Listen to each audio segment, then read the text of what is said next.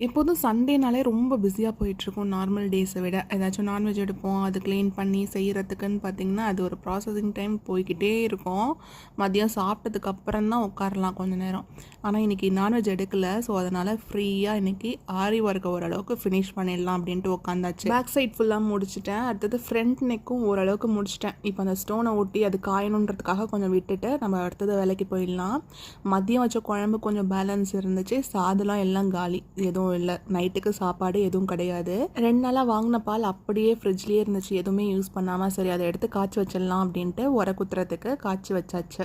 Night வந்து உர குத்தி வச்சிடலாம். இப்போ நைட்டு சாப்பாடுக்கு வெளில கிளம்பலாம் அப்படின்ட்டு கிளம்பிட்டோம். இன்னைக்கு ஃபுல்லாக உட்காந்தே அந்த ஆரி ஒர்க்லாம் போட்டதுனால செமையாக பேக் பெயின். சரி, ஓகே, கொஞ்சம் தூரம் நடந்தால் நல்லாயிருக்கும் அப்படின்ட்டு நடந்து ரோட்டுக்கு வந்தோம். அப்படியே நைட்டு சாப்பாடும் முடிச்சுட்டு போயிடலாம் அப்படின்ட்டு நடந்து போகிற தூரத்துலேயே உள்ள ஹோட்டலில் பார்த்தீங்கன்னா சிம்பிளாக பார்பிக்யூ சிக்கனும் ரொட்டியும் ஆர்டர் பண்ணி சாப்பிட்டாச்சு.